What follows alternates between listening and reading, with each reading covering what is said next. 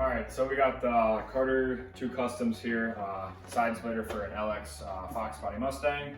Just do a quick install video, give some tips on how to install it. All right, so I'll insert some pictures here of what it looks like, what comes in the box, the screws and the side splitters.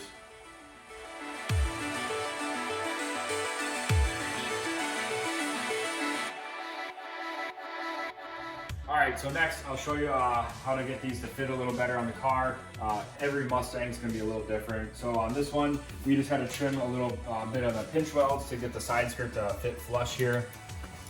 Just had some molding sealer they had from the factory. You can see like right here, had to cut the pinch weld.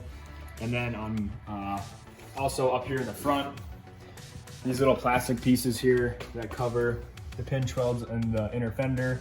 Just gonna have to trim those away, not a big deal, took about 30 seconds.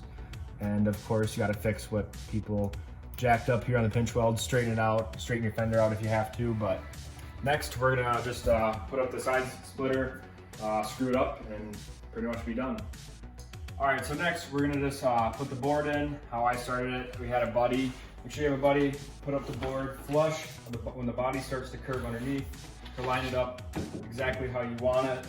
And you just, we've already drilled these holes that will come through the very back. Stick it through your hole.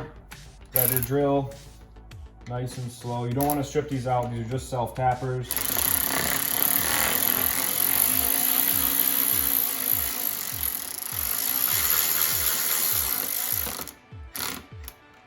Just to hold it.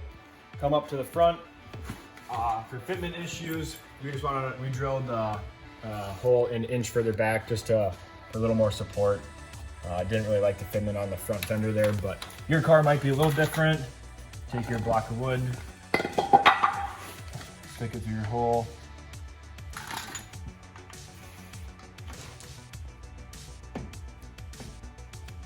Line it up.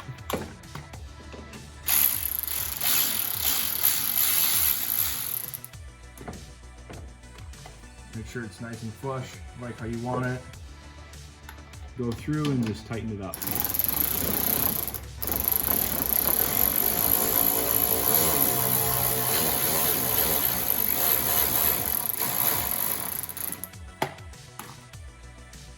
All right, so next we're just gonna go through and pre-self-tap all our holes. We're gonna go through, they're about 8 inches apart. We're just gonna go through and drill all the holes so we get a nice flush fitment. So we can come back, lower it down, and then slip our spacers through. All right, so now that we got our holes all pre-drilled, we just lowered the front two, or the front and the rear, and then came through and just put all our spacers in with the screws hanging down.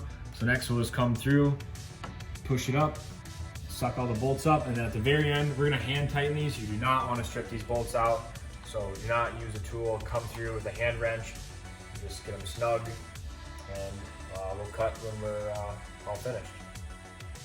All right, so now we got it all tightened up with the spacers in there, and we just hand tightened it with our little ratchet. Just make sure you get them hand tight. It doesn't need to get too tight. You don't want to strip them out. Fit and finish is pretty good. I like the look it's gonna give it. And yeah.